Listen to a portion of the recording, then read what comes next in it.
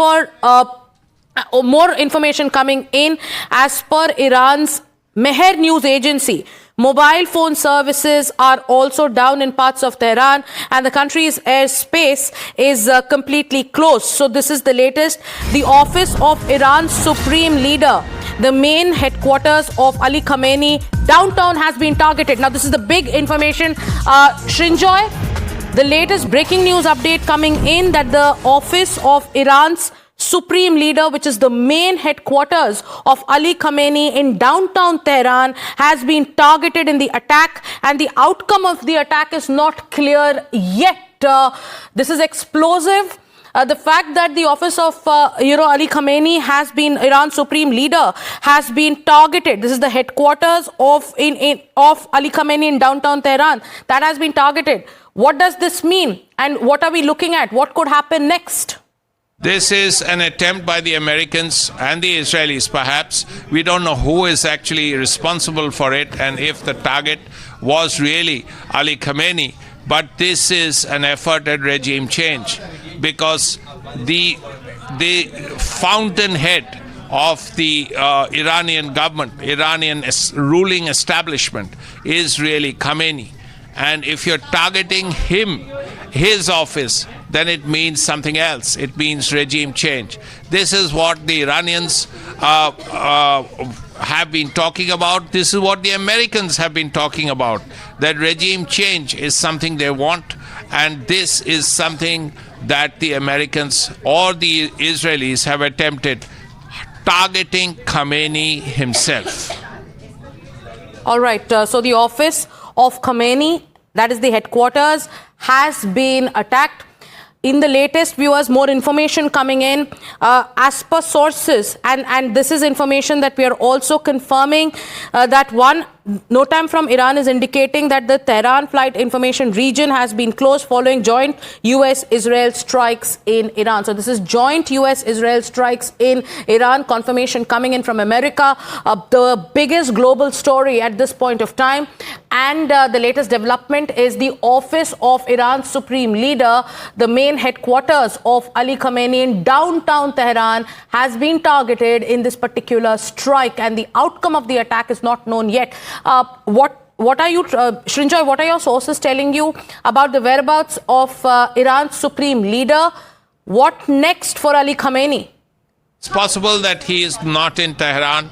It's entirely possible that he's not at work in his office. So that is the first thing. But very importantly, the intent is very clear. When you are attacking Khamenei's office, then very, very clearly you have a target in mind, and you are targeting Khamenei because this is the way you think regime change is likely to happen. And with all that's happening currently, with everything that we are tracking right now, Srinjoy, is it possible that regime change will be an outcome of these attacks? It's hard to say about these things. First of all, there have been protests all over Iran, and there has been severe casualties because they were fired upon, the protesters. There have been some casualties. The point is, has it reached a level where a regime change is possible? We don't know. I mean, this is something people have talked about for a long time, but it's hard to say whether it will happen or not. It may happen, it may not happen. That really is dependent on how strong on the ground the regime is, and also the level of protests by the people in all over Iran, not just Tehran. So many reports are confirming that this is being called the Shield of Judah, an operation by Israel, a joint operation between Israel and the United States on Iran. And does this mean, Srinjoy, that Donald Trump has authorized direct military action against Iran? And if that is actually happening, does this mean we are looking at not a regional conflict, but a potential larger global flashpoint? If the Americans have attacked, then the president himself would have had to clear it.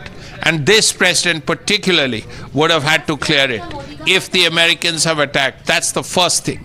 Secondly, so far, if you're going to attack Iran, Iran per se, as opposed to the Hezbollah or anything else, then again it is a very clear calculation that Iran will hit back.